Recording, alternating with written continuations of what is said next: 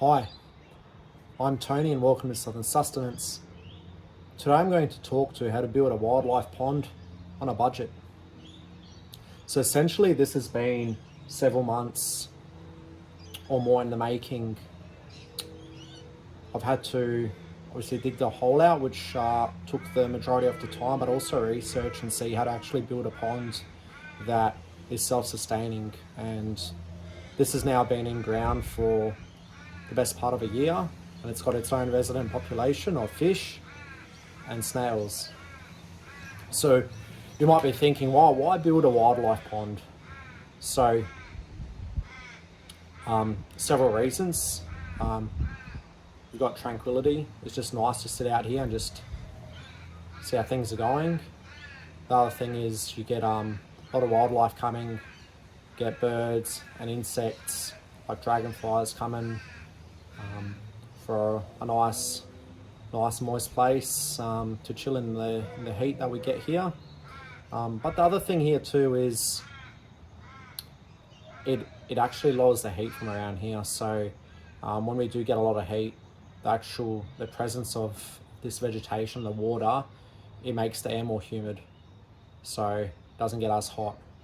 So essentially, yeah, a few years ago it got very hot here, and I got the idea, why not build a pond to change things up a bit.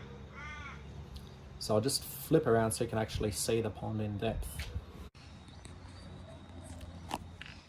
So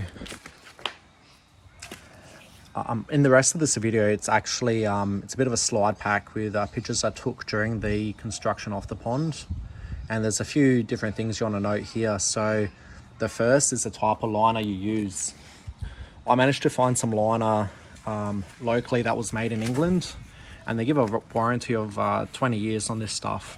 It's not PVC, I think it's polyethylene, so it lasts a lot longer, and because it's going to be here for a while, that's what you want to do. You want to get something good so you don't have to redo it.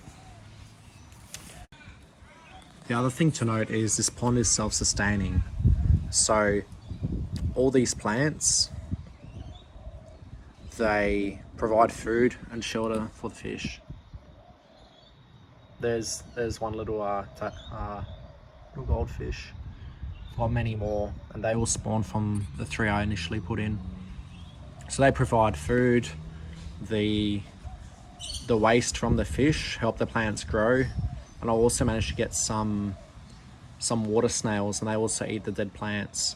So it's been here for about a year and everything seems to be going well. I don't clean it. The only thing I do occasionally is when there's a lot of plants like this is I remove some of the plants. I actually don't have a problem with mosquitoes because the fish take care of that too.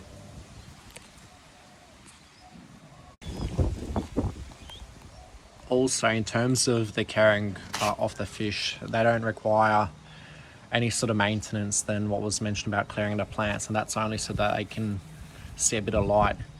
All the food comes from the ponds. I do not feed them. They just get that from all the plants and all the sort of larvae that's in there from the insects. You know, every now and again when it rains, earthworms will get into the pond and they'll eat them too. So all the food is there, and you know, from the initial 3 goldfish that we had, which were probably like a small finger length or like a pinky finger length, they're probably as big as like a male's like middle finger now. So getting pretty big, and those 3 spawned about 20 others. During winter, the fish don't actually eat. They sort of hibernate. They'll swim around and that, but they just they don't eat. And it's sort of in summer where they eat more, they breed, they move around more.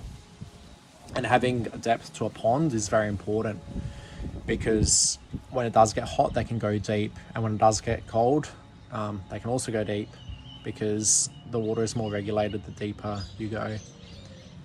When they do want to warm up, they just float on the surface underneath the lily pads in that top inch of water, because that is warmer. So yeah, I've just chosen yellow comets for the goldfish, and seem to be fine.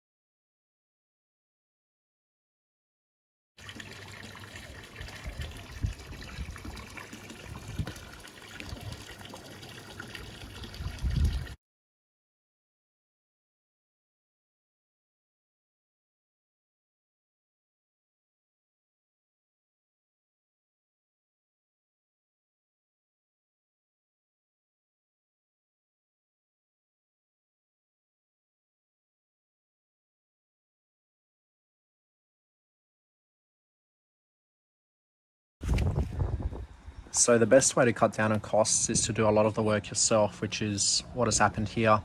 I managed to get the rocks, managed to get the fake lawn, obviously the water, and I got gifted some of the plants, so that all helped, kept costs down. The biggest costs I had other than that was just actually buying that liner, but other than that, everything else was pretty much had on hand or was able to source from others in the community.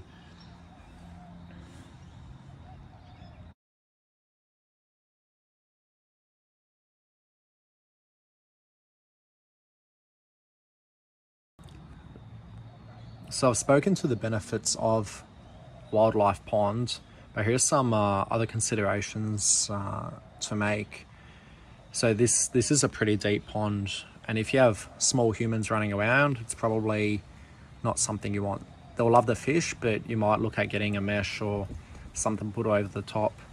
The other thing is, because this pond has fish, a lot of animals come to try to eat the fish. We've got cats come, we've got birds of prey, even pigeons, they all try to attack the fish. And when you try to stock a pond like this with a lot of plants, try to have plants that belong at different margins of the water. So you've got the water lilies that provide shade for the fish, as well as these Amazonian frogbit, which provides shelter through the roots for the fish. You've got that milfoil there, that native milfoil. That all helps provide habitat for the fish and protect them from predators. But also all these different plants filter the water and make it cleaner for the fish. So now that it's been here for a year, everything is just going a bit gangbusters because of all the high nutrient load in the water. When you start out, there'll be a few weeks where you have a lot of algae, and the recommendation is to put your plants in for a few weeks, let it all settle, and then put your fish in. If you are using tap water, then you want to leave it in there for a couple of days before you introduce fish into that. The only sort of maintenance this requires, other than the plant cleaning, is once a week you might top it up with an inch of water. You know, topping it up with tap water doesn't really matter because the bulk of the water is still rainwater.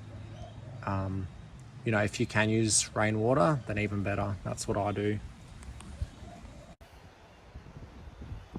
So I hope you enjoyed that informative video. If you have any questions, please chuck it in the comments. I'll do my best to respond. But hopefully it gives you a bit of an idea of how to make a wildlife pond on the cheap and some considerations in making it. Till next time. Cheers.